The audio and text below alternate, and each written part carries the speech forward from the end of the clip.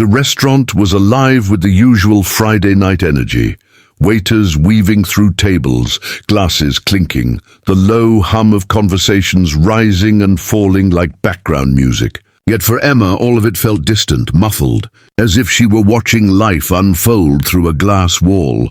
Emma was 24, bright-eyed, with a soft smile that often lingered longer than most people noticed. She was deaf since birth, but she never let that define her. Tonight, however, she had let her heart hope a little too much. Her date, a tall man in a crisp blazer, had walked in late and sat across from her. Within 10 minutes, his impatient frown told her everything. He had barely tried to communicate, tapping awkwardly on his phone to type a few words. "This isn't going to work. Sorry." Emma had nodded politely, masking the sting in her chest. She wasn't unfamiliar with rejection.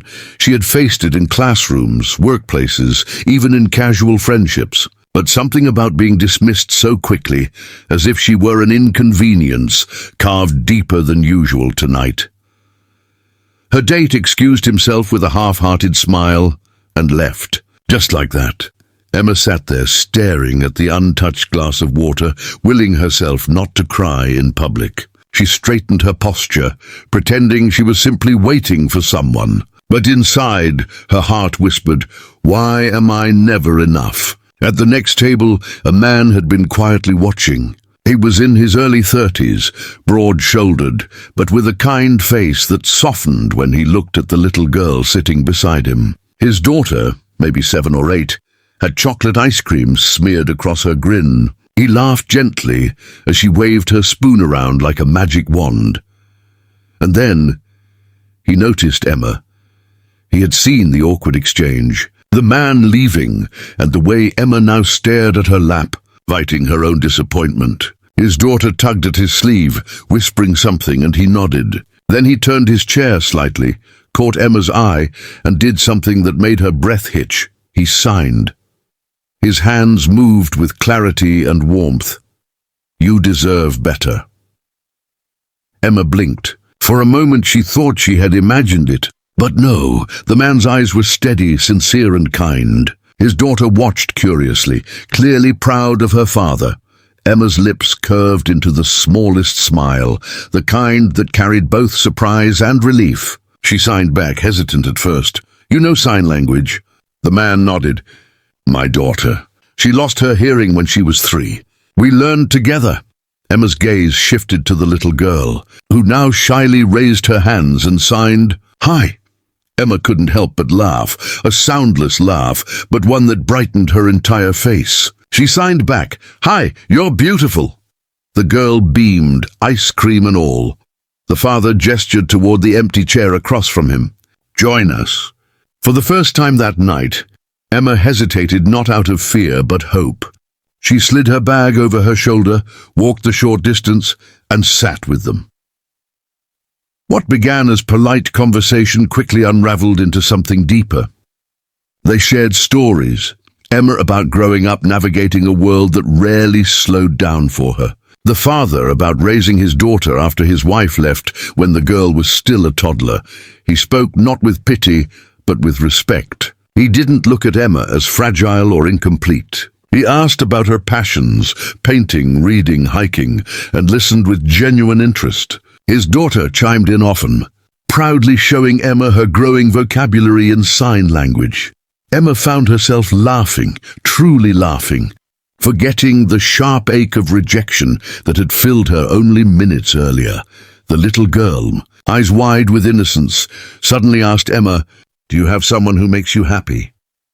Emma paused, her hands resting on the table. The question was simple, but the weight of it was not. She finally signed back, "I'm learning to find happiness by myself."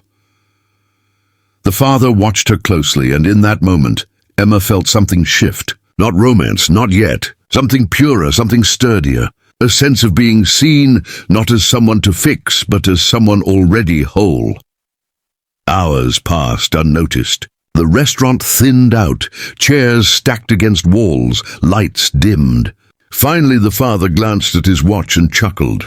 "It's late. We should go, but thank you, Emma, for joining us." Emma signed back, "No, thank you. for reminding me of something important." He tilted his head.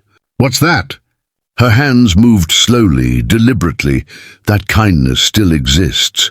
The little girl leaned over, whispering something to her father before signing herself. "Can we see her again?" Emma's heart swelled. The father smiled, then looked at Emma. "Only if she wants to." Emma nodded, her smile brighter than it had been in weeks. "I'd like that." As Emma walked to her car, she found herself replaying the night in her head. The sharp sting of rejection that had once threatened to break her now felt like a small, forgettable detail compared to what followed. Instead of going home with a heavy heart, she carried with her the warmth of shared laughter, the sparkle in a little girl's eyes, and the comfort of hands that spoke her language without hesitation. She sat in the driver's seat for a long moment before starting the engine. The world outside was quiet, and for once, so was her mind. She realized she hadn't checked her phone since she'd sat down with them. There were no desperate texts to friends about how badly the date went, no scrolling to numb the hurt. Tonight didn't need rescuing. Tonight had already been saved. Over the next week, Emma found herself thinking about that single dad and his daughter more than she expected. Not in a dreamy fairy tale way, but in a grounded one. There was something healing in the way they had looked at her, like she wasn't someone to pity, but someone to include. She realized that was what she had been craving all along, not romance for the sake of romance, but connection that felt real. A few days later, she received a message. It was simple, typed neatly. "Hi, this is Daniel. From the restaurant. Lily keeps asking if she can see you again. Would you like to join us for ice cream this weekend?" Emma's lips curled into a smile that reached her eyes. She typed back, "I'd love that." That weekend, the three of them met at a small park cafe. Lily ran ahead, waving, and Emma caught herself laughing again, an easy, unguarded laugh that had been missing from her life for too long. Daniel walked beside her, hands in his pockets.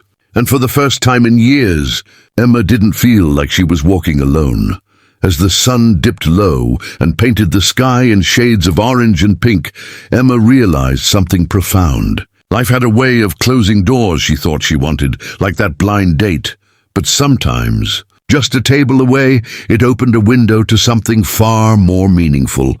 And in that gentle, unexpected beginning, Emma understood.